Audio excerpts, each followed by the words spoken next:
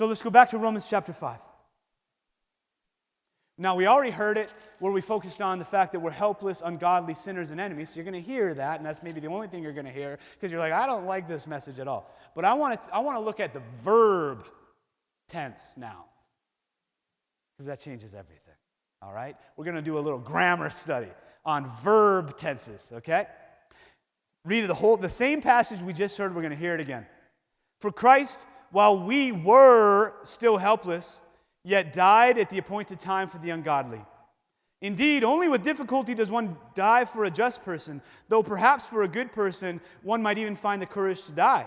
But God proves his love for us, in that while we were still sinners, Christ died for us. How much more then, since we are now justified by his blood, will we be saved through him from the wrath? Indeed, if while we were enemies, we were reconciled to God through the death of his Son, how much more now once reconciled will we be saved by his life? Did you hear what the verbs were saying there? The verbs were saying, you were helpless. You were an enemy. You were ungodly, and you were a sinner. That's past tense, right? What changed? What changed?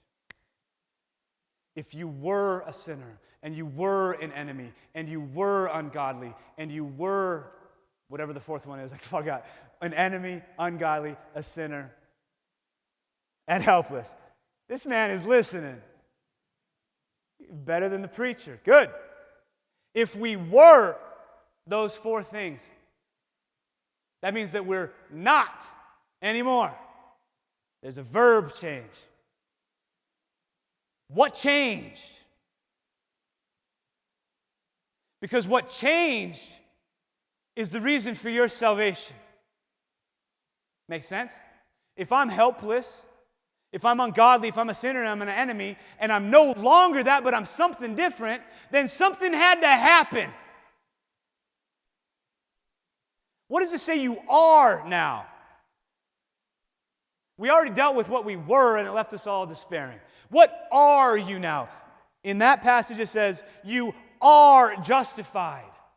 In verse number 9, you are justified. In verse 9 and 10, you are saved. And in verse 10 and 11, you are reconciled.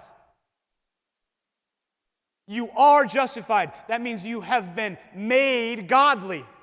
You were ungodly, and now you were made godly. You were saved. You are in a state of salvation. What does it mean? You've been rescued from a pit and set back on a destiny for life. In verse 10 and 11, you have been reconciled. What does reconcile mean? It means I've been brought back into a right relationship so that I might look eye to eye with the one that I couldn't look eye to eye with before. You are reconciled to God.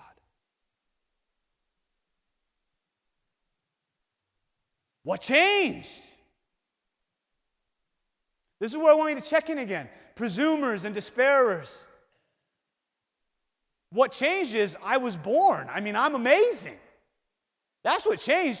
What changed was I came on the scene and I'm amazing, so of course I'm going to be saved. So says the presumer. The despairer says, I don't care what you said changed. It ain't going to change for me. Check in on yourself. Where are you at?